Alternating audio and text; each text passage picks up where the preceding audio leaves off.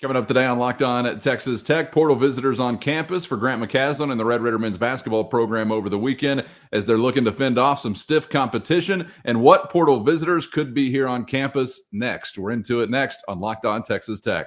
You are Locked On Texas Tech, your daily podcast on the Texas Tech Red Raiders, part of the Locked On Podcast Network, your team every day. We're going to start this thing off right. Raider!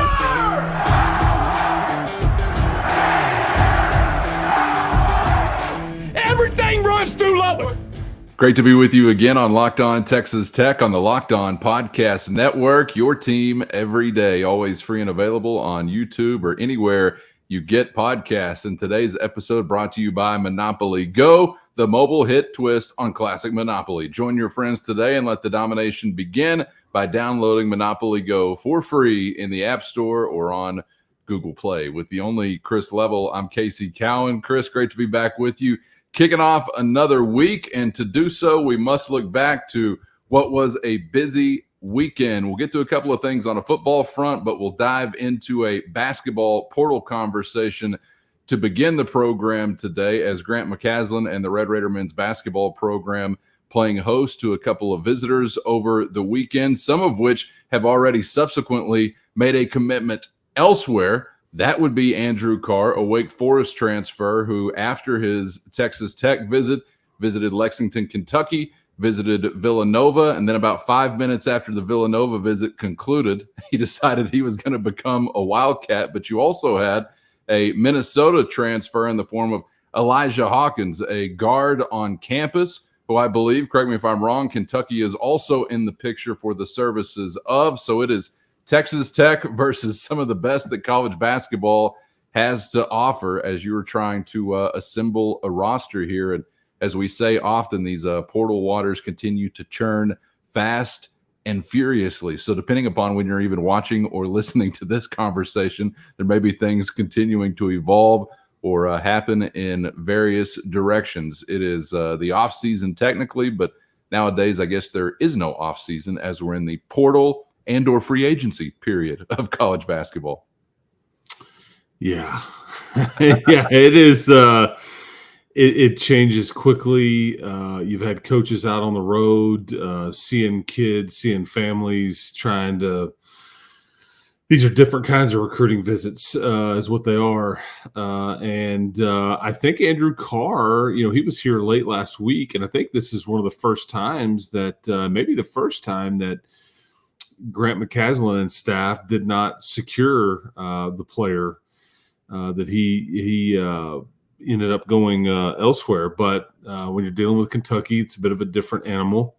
Yeah. Whether it's the BBN, Big Blue Nation, whether it's NIL, whether it's just the giant brand. I mean, who knows? But that's a tough. That's pretty stiff competition, and. Yeah, there's been about 4 to 6 different players that I think have been heavily rumored to either visit, which some of which already have or did this weekend, some of which are rumored to be visiting, whether that's going on at the time you and I are sitting here talking or coming in, happening in the coming days. And that stuff changes too, like rapidly. When visits are taking place, the order of which visits are taking place, canceled visits, all those things, just because I think it's funny you use the term free agent because that's always the thing with that's what they always say about NFL free agency. More often than not, hey man, cool building that you play in, cool weight room, cool city. You wear red and black or blue and white or whatever. You're a Nike school. You're going to be an Adidas school. Everybody knows all this stuff. And some of these kids have been in college for 3 or 4 years, but the actual visit on campus is always pretty telling because that's when there's mutual interest and it gets really serious. And that's when you're talking about, you're up the line. This isn't just like, let's just kind of see where this goes. No, this is like you've already sorted through a lot of that. And because they used to say that about NFL free agents, like if you're serious about a player and you get him on a visit and you want to make the signing happen, you don't let him leave without signing again, because if he leaves and takes another visit, you've probably lost him. Now I don't know if that's completely true here, but that's kind of the way it works in the NFL as it relates to free agency. And I guess some of that, you could term some of that as being this, because that's kind of what it is, or college recruiting in the portal era, however you want to go with that. But you did. So where you're at is you still need a point guard. That is, to me, numero uno on need for your team and the immediate need. You mentioned Andrew Carr. You also need another big that can play the 4, play the 5, can shoot, rebound, score, whatever. You need some more production at that spot. You have EY, who's just going to be entering in his sophomore year, still not sure totally what you're going to get there, and that's going to continue to be some development needed there. Then you get Frederico, who's more of a defensive presence. He's a rim protector. He started plenty of games. He can be your starter if that's what you need. I think you'd be just fine there. But I think you need another piece there in the paint that can fill up some of those 4 and 5 minutes for power forward or for center or whatever. And, like Andrew Carr averaged about 13 and 6.5. He was more of a stretch 4.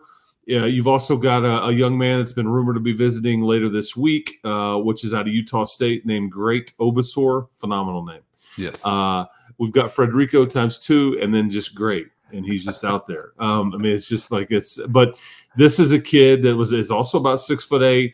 He's not the shooter that Carr is, but he's probably more of a rebounder, and he's about 6'8", average 17 and 9.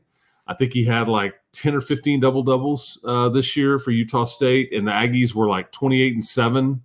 So big time, program and all that. He'd be used to winning and whatnot. So that scoring punch, a little more so around the rim, cleaning up around the rim. Probably, yeah. I think that's and all these guys have just a bit of a different skill set, which is, I think fascinating too, because I think that it's like, okay, how do you want to mold your team? Well, it depends on what we can get. I may have my wants, but it's, we can get into some of that as well.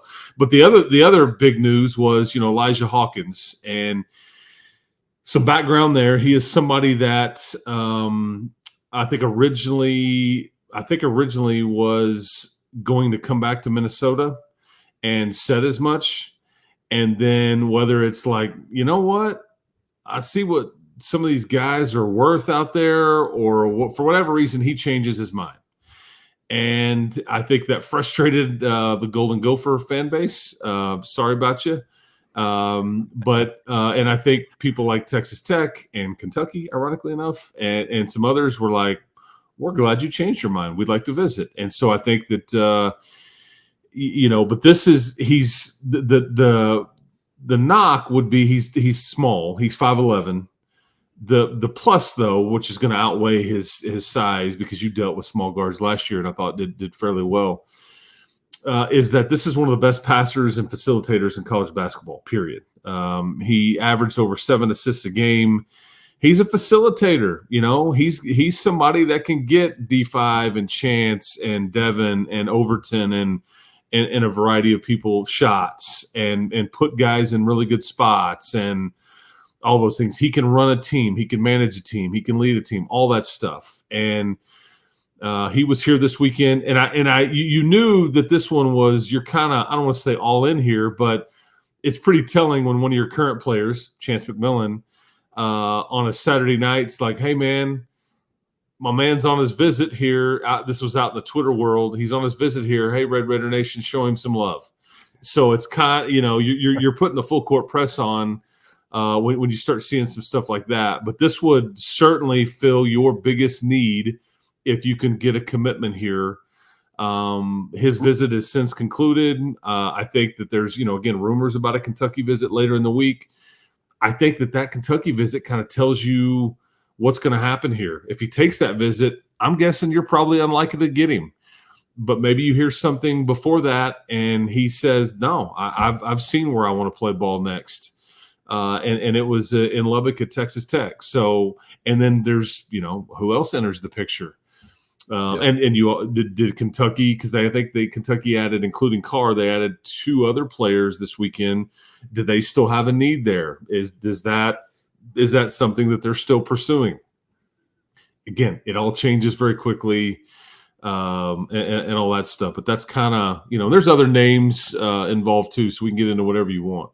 Well, I'm curious to hear you describe it that way, fitting the biggest need or checking that box. I was kind of curious. I didn't view Federico Squared as checking all boxes as far as your front court and okay, now the need is kind of gone there. Obviously, you're still looking for any kind of impact you can, whether it's front court, back court, whatever. But I was wondering if that was a bigger priority to really shore up some of what you got around the rim. But sounds like you're saying maybe more so out front is the priority.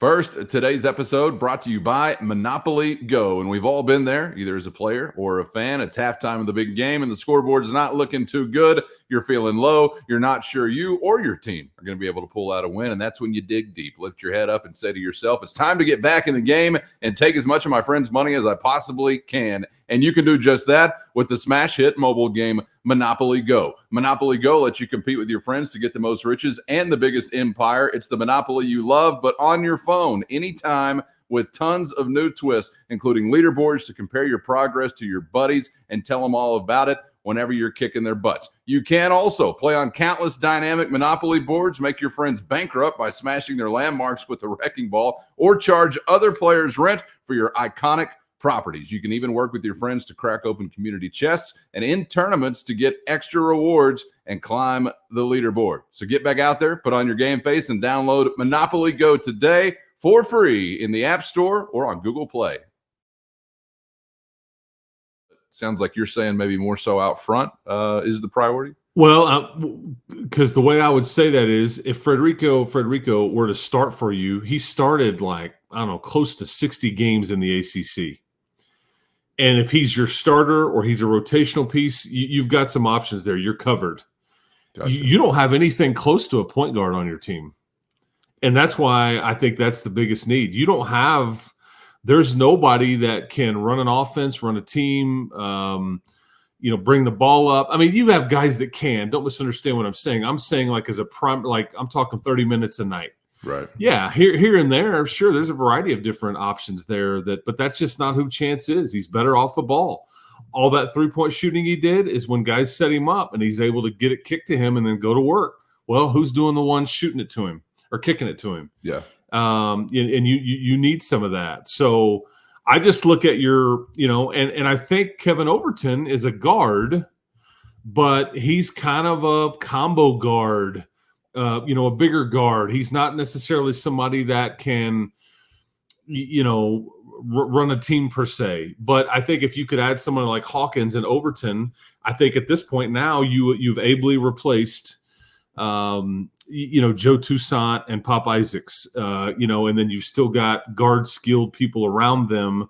But at this point, the head of the snake, man, Elijah Hawkins would certainly be that. And again, I think he's a good defender. And you're talking, he had some games this year where he had like 15 assists. That's just a big time dime dropper, man. I mean, that's what he is. And we'll see if you can hold off Big Blue Nation for him. Again, I think you're doing cartwheels if you get a guy like this.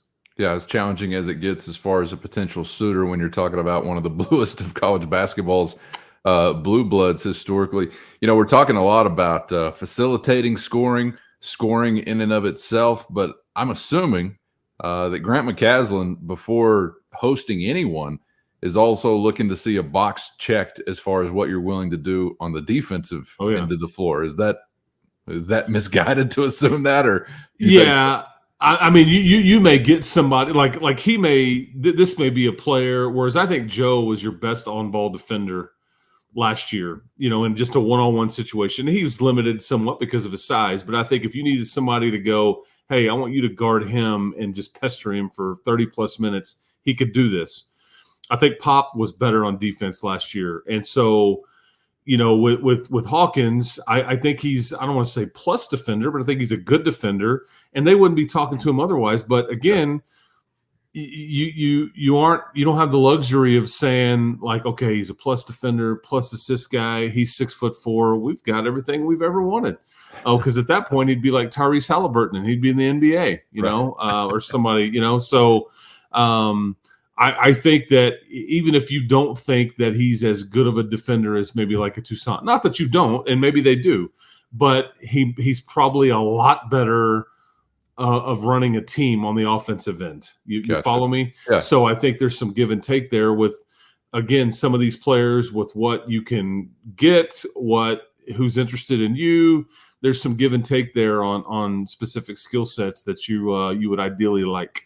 I'm kind of wondering, just behind the curtain, by the time you get to get guys to visit your campus, you're hosting them and all these things, obviously they've whittled down their list to you and 2 others or whatever it might be as far as finalists. You have somewhat whittled down a list to say, okay, we actually want to bring this guy in to see the program up close and personal. So like you've already touched on, the basketball gym, the weight room, the city, some of these things may not at the end of the day be necessarily what they're actually coming to discuss or to verify or to really check up on. I mean, is bidding war just too strong of a term, or what do we get into actually whenever you get this far into the process? And obviously NIL is now a major component. I just kind of wonder, like a pie chart of what a visit is actually about. Is the NIL component 75%? Is it 25%? Is there any fair way to kind of gauge that from the outside looking in? In the old days, which was just 5 years ago, 5 minutes ago, years ago, minutes ago, whatever. Kids would, when you're recruiting a high school senior, and he's got 8 offers. It used to be, it's like, okay, depending on the sport, how close is it to home? Is proximity, does that factor in at all? Does scheme factor in at all? Does my relationship with the staff or a particular coach factor in at all? Does a certain major factor in? Is my girlfriend going there? Did my parents go to school there or play there? And then you can add in like, well, man, their stuff is really new. It's awesome. Yeah. I'm very intrigued by that. So that used to be a lot of what you'd get into, and you just kind of spin the wheel. And sometimes like 3 or 4 of those things really mattered. Yeah. One of them tipped the scales in your favor or in somebody else's favor. And here we went. Does my AAU coach like these guys?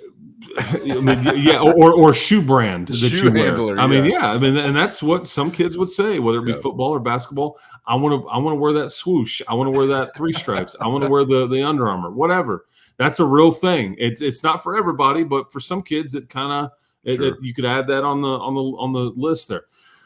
But in these cases, I think we'd all be naive to think that NIL is not factoring in at some level. I think that the other thing that is probably equally as important, and you could label this a variety of ways, but it's role. Like, do you need me to start?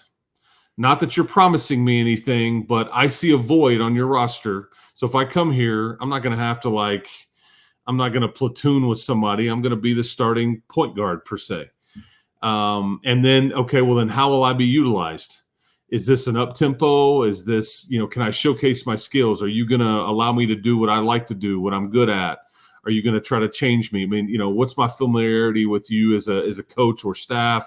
Is there relationships there? That could probably be factored into one pile in some cases. And I would guess with a guy like Hawkins, if we're being honest, he's probably looking at options that he knows he's going to be the starter.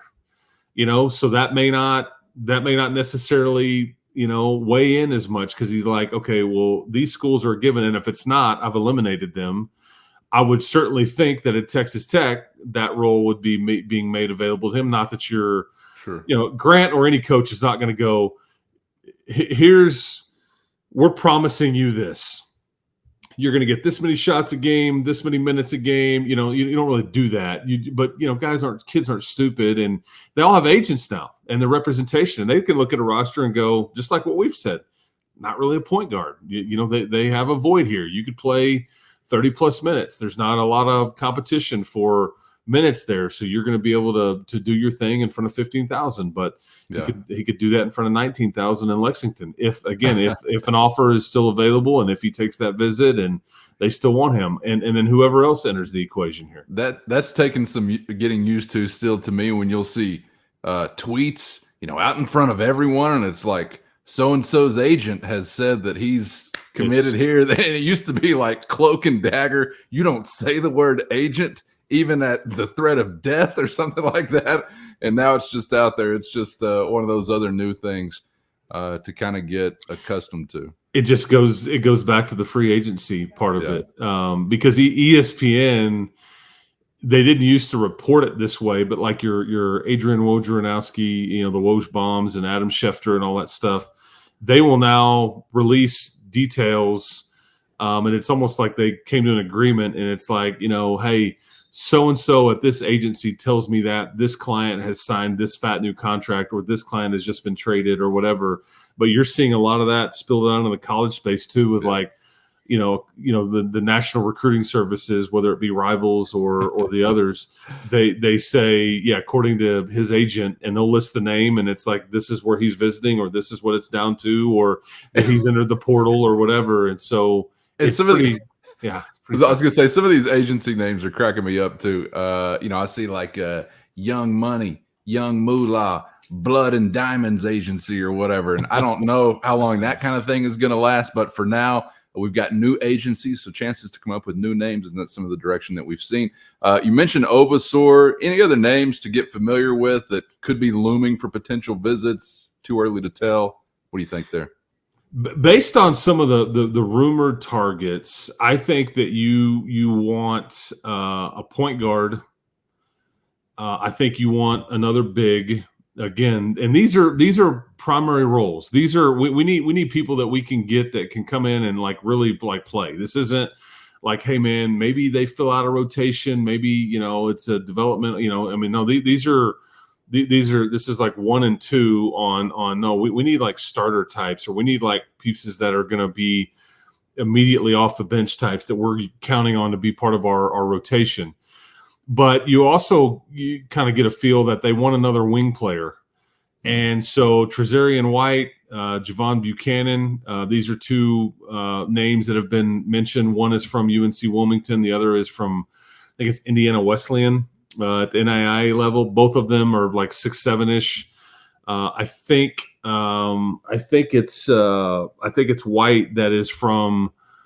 Trezarian White. While we're talking about Kentucky, he dropped 25 at Rupp Arena in early December.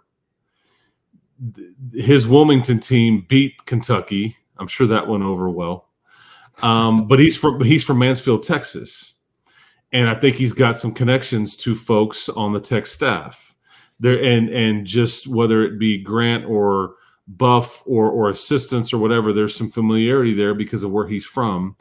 And this is somebody that averaged, close to 20 points a game and can score, and as noted against the Wildcats. And so he would be quite the addition, the sneaky good addition if you can get him. He doesn't necessarily feel like a need, but it's like, hey man, this will be somebody that would certainly factor in at some level. The Buchanan kid, I don't know of his ties here. He clearly knows somebody, and he's at the NAIA level, but NAIA level, sorry.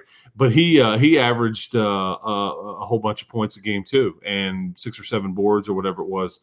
And so, these are wings.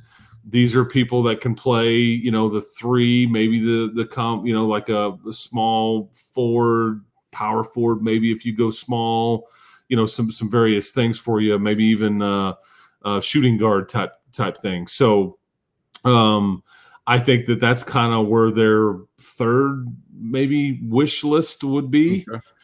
Based on, reading the tea leaves there. But these are both guys that either have visited or are planning to or being talked to. Gotcha. And all those things. And so, Yeah, but who knows, man? It's just this thing could totally shift a million different ways between now and when the first day of class starts.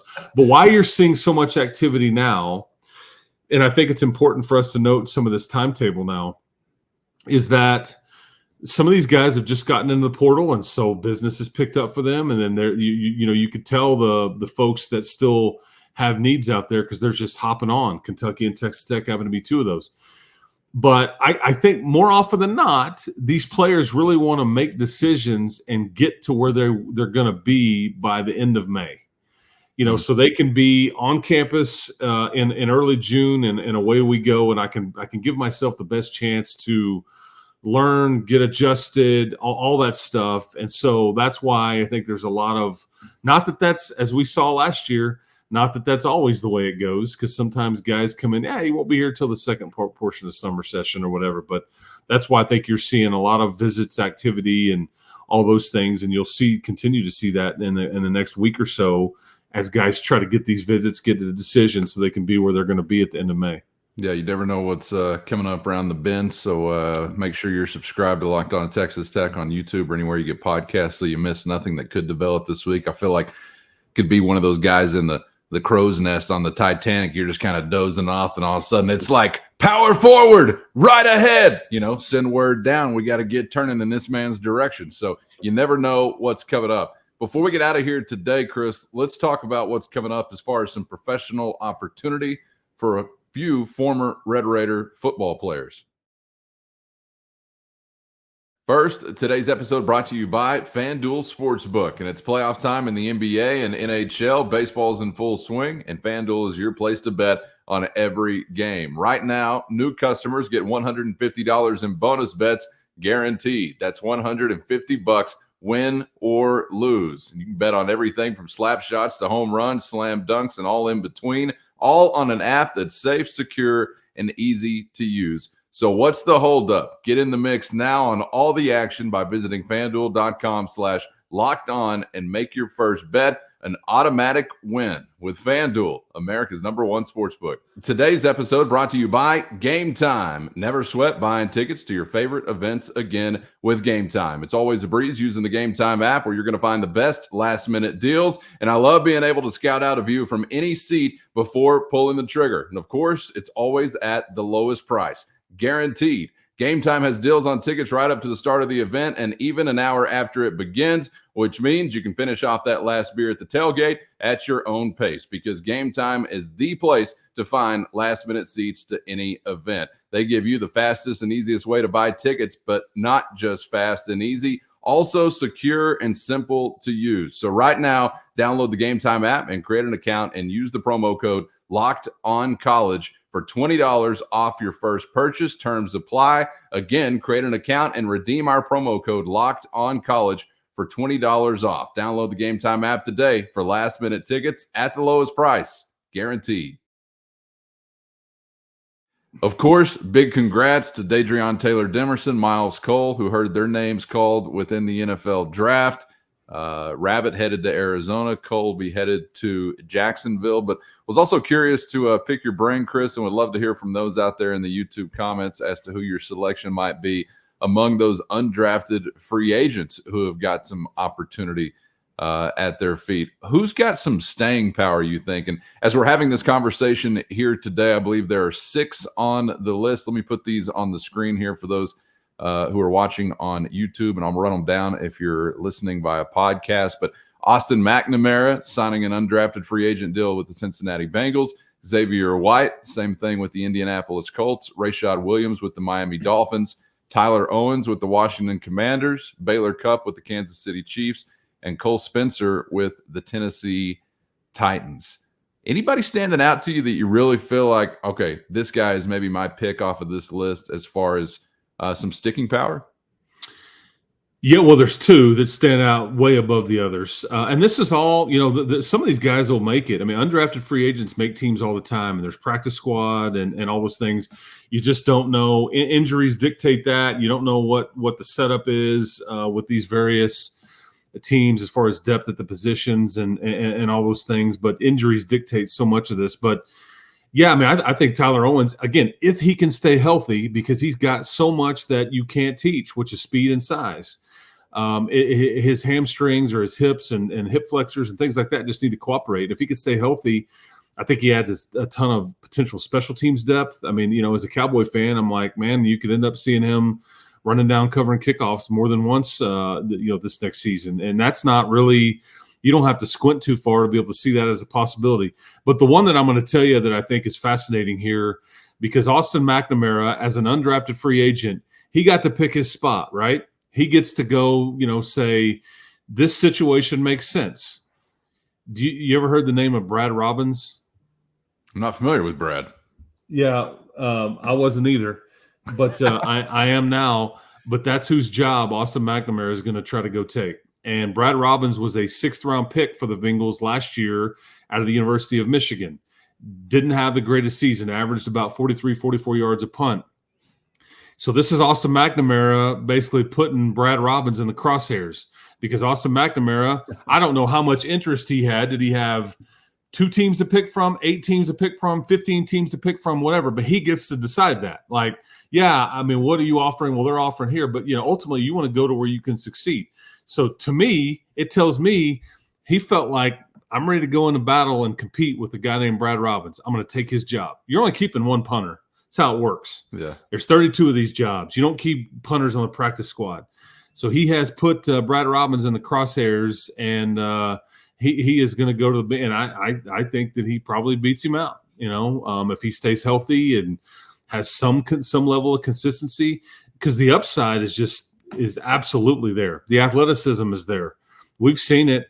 He's just got to go have a good offseason and training camp and let the chips fall. But again, Austin McNamara picked Brad Robbins. Brad Robbins did not pick Austin McNamara, and there's a big difference.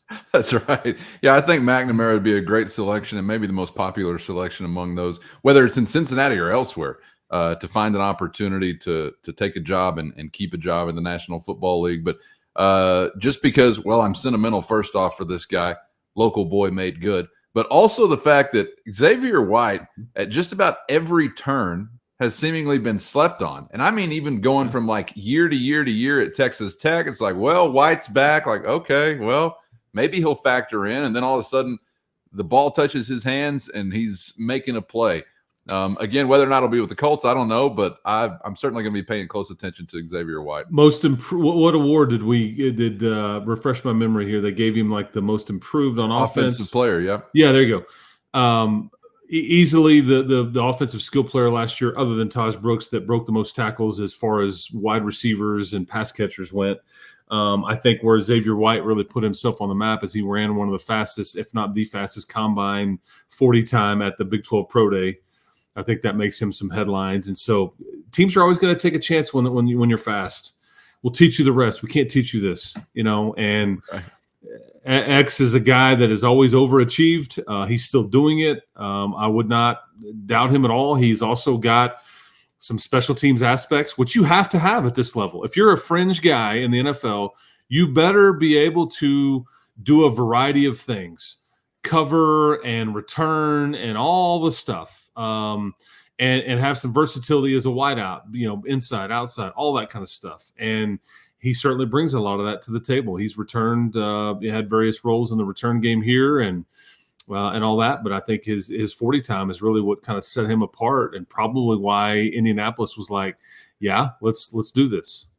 Man, congrats to all those who have this opportunity in front of them. Going to be rooting for everybody, of course, on the list, and maybe some more opportunities for some names not on the list as we sit here and have this conversation today that'll still be yet to come. So good stuff as always, Chris. Appreciate the time. We're paying close attention, of course, to the basketball portal this week, and coming up on tomorrow's episode, hope you'll join us for a football portal conversation, because we got a window closing as far as that goes coming up May 1st. So just around the corner, we'll get back into the pulse of the portal of a football variety on tomorrow's episode. So looking forward to it, man. We'll see you then.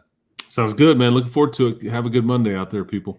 And get subscribed on YouTube or anywhere you get podcasts so you never miss an episode. Best way to help us grow the show is comment anything below on YouTube. If you're out there, get in there and mix it up a little bit. As I said, we got a good dust up in the YouTube comments just about every day of the week. So appreciate all those who are throwing their hat in that ring. I appreciate you for being out there wherever you may be, and hope to see you back for the next round on Locked On Texas Tech.